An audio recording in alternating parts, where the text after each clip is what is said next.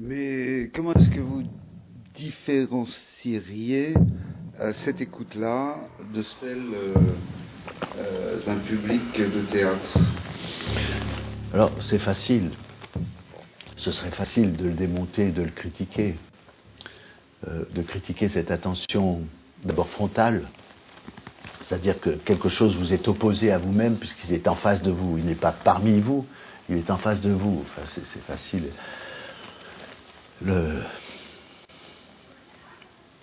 Donc, j'en dirai pas plus. C'est peut-être facile, mais ça existe. Oui, ça existe.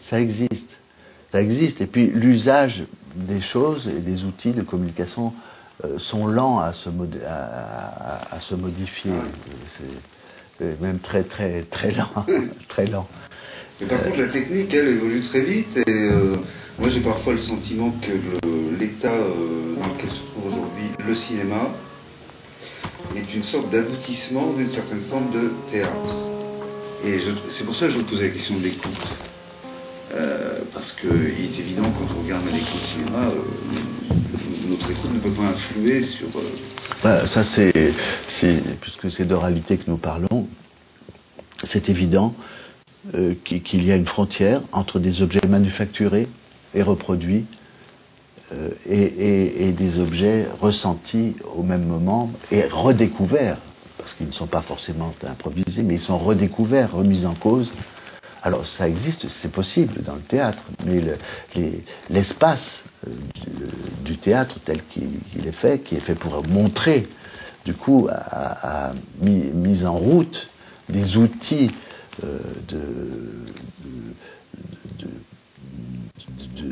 des outils de monstration, de lumière, de sonorisation, maintenant de vidéo en plus, ou de mise en scène, qui sont très coûteux, toujours renouvelés, et qui peut-être sont commandés par une sorte d'institutionnalisation et d'élitisme,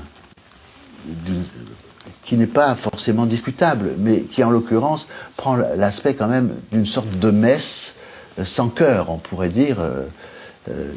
Il faut y être, quoi. Et on se nourrit des petits détails et des petites choses qui vous ont impressionné. Mais c'est déjà passé, ça. C'est encore là, chez nous, très lourdement. Peut-être on va assister, c'est pas peut-être, c'est certain qu'on assistera à des outils d'assujettissement. Parce que il y a peut-être quelque chose dans l'écriture aussi, je me disais, parce que l'écriture est fixe.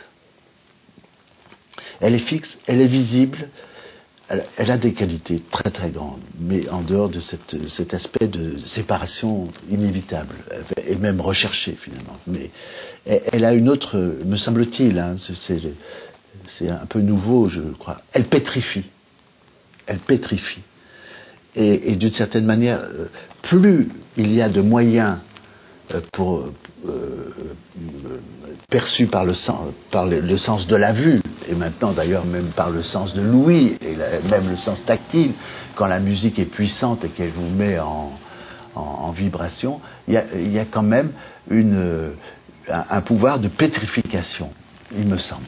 Il faudrait que je creuse un peu plus, c'est-à-dire de vous enfoncer dans la place qu'on vous a donnée de spectateur.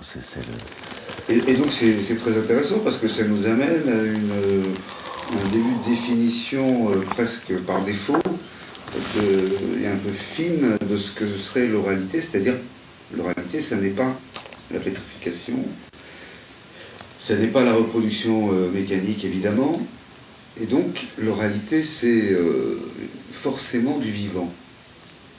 Du vivant dans ce que ça peut comporter aussi d'imprévu. Oui, d'imprévu, et je dirais pas de prévu, mais de reconnaissance.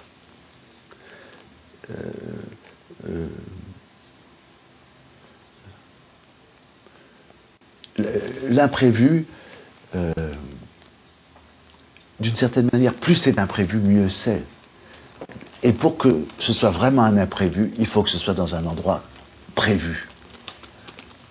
C'est là que l'imprévu est le plus beau. Et là, on revient peut-être aux arts orientaux, répéter. Et par exemple, l'apprentissage, un maître donne une forme et l'autre la copie. Ça ne veut pas dire qu'il est assujetti à la forme qu'on lui a donnée, mais que pour pouvoir s'en libérer, il faut qu'il l'ait absolument adopté, sinon ça sera une fausse libération. Parce qu'il va changer de champ pour pouvoir s'en échapper. Enfin, voilà, en tout cas, j'accepte cette notion d'imprévu, d'ignorer, enfin, oui, d'imprévisible, enfin, parce que le plus imprévisible, c'est ce que nous désirons. C'est de trouver la porte de sortie.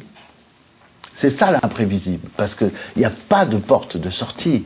Nous sommes quand même dans des conditions où nous sommes captés. Enfin, nous sommes un peu un troupeau. Et un troupeau, on sait ce qu'on veut en faire, un troupeau. On ne nourrit pas des moutons ou des vaches pour leur plaisir.